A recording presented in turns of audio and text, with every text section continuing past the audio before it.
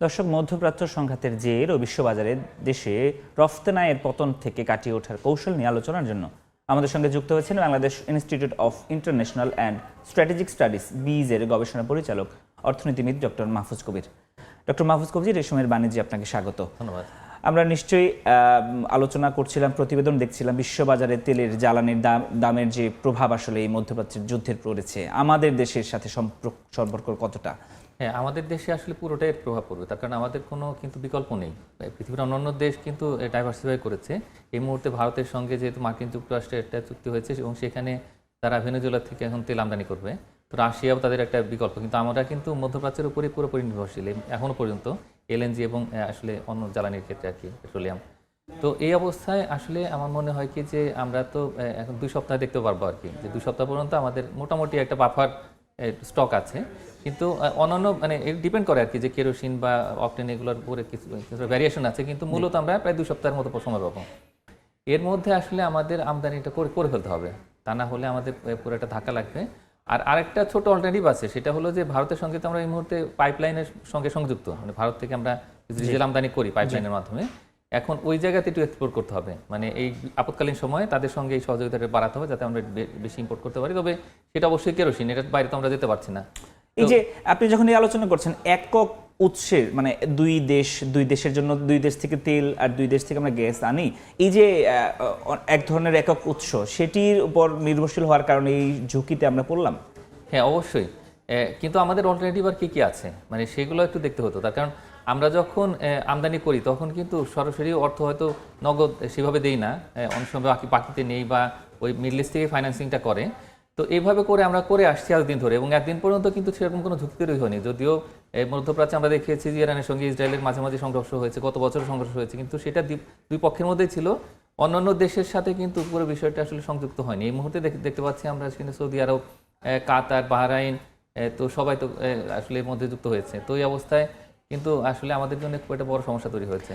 Trump কিন্তু বলেছেন যে এই যুদ্ধ 4 থেকে 5 সপ্তাহ পর্যন্ত দীর্ঘায়িত হতে পারে, সময় প্রয়োজন হলে সেটি আরও বাড়বে। আমাদের যদি 2 সপ্তাহের যোগান থাকে অথবা মজুদ থাকে, আমরা 2 সপ্তাহ পরে কি করব? কতটা সংকট?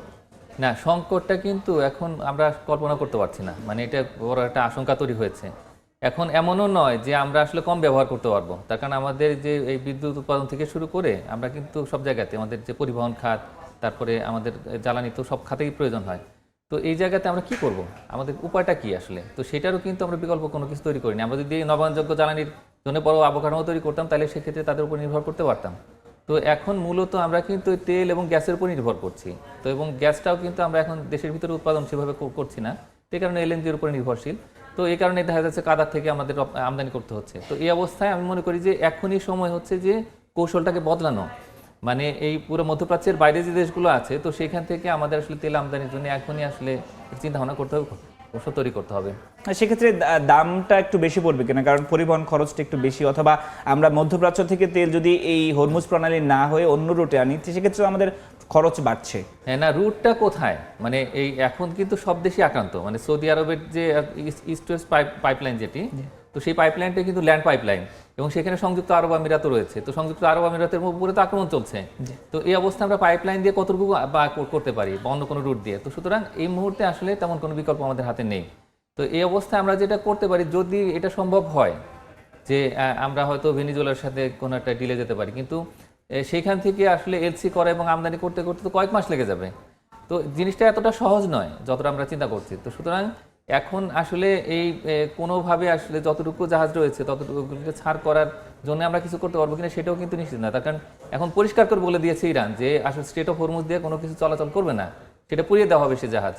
তো এই অবস্থায় আসলে আমাদের বড় একটা চিন্তার বিষয় যে আমরা কোথায় কি করব। তবে যে দেশগুলোতে এই মুহূর্তে মজুদ রয়েছে, মানে এই মধ্যপ্রাচ্যের বাইরে, তাদের সঙ্গে আমরা এই আপৎকালীন সময়ের জন্য কোনো চুক্তি করতে পারি কিনা বা কোনো রকম ব্যবসায়িক সম্পর্ক, সে বিষয়টি নিশ্চয়ই নতুন সরকার, দায়িত্বপ্রাপ্ত সরকার বিবেচনা করবেন। তবে আমরা একটু রফতানি আয় নিয়ে আলোচনা করি। একটা প্রতিবেদন দেখলাম রফতানি আয় কমেছে। আপনার কাছে কি মনে হয় এই সময়ে এসে রফতানি আয় আমাদের কেন কমছে?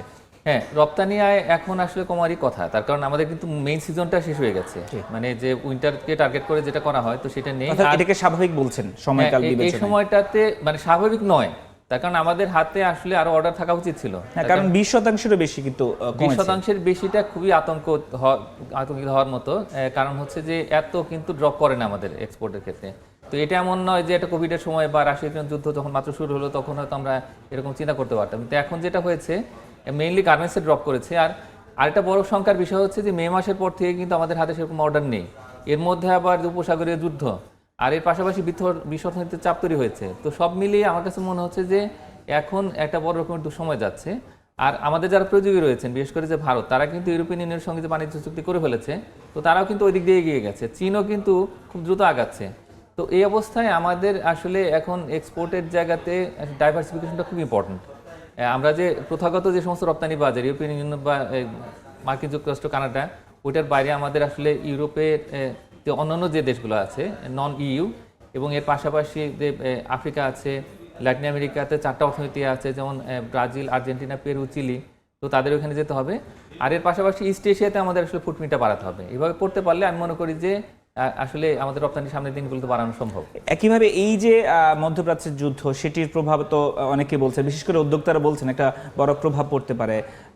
আপনার কাছে কি মনে হয় সমাধান কি হতে পারে আসলে এই যে সংকটকালীন সময়, এখানে আমরা কি করতে পারি? মধ্যপ্রাচ্য আমাদের কিন্তু একটা উদীয়মান গন্তব্য রপ্তানির, বিশেষ করে যে আমরা গার্মেন্টস সহ যে খাদ্যপণ্যগুলো আছে সেগুলো আমরা রপ্তানি করে থাকি। এবং শুধুমাত্র দুটি দেশ, মানে এখানে সংযুক্ত আরব আমিরাত এবং সৌদি আরবে আমাদের প্রায় $1 বিলিয়ন কিন্তু রপ্তানি হচ্ছে, বা অন্যান্য দেশও আছে আমাদের যে খুবই ভালো একটা গন্তব্য। তো সেটাই কিন্তু এখন একটা বড় অনিশ্চয়তার মধ্যে পড়েছে। তারা নিজেরাই ব্যবসা ঠিকমতো করতে পারবে কিনা এই সময়ে, সেটা যথেষ্ট সন্দেহ রয়েছে।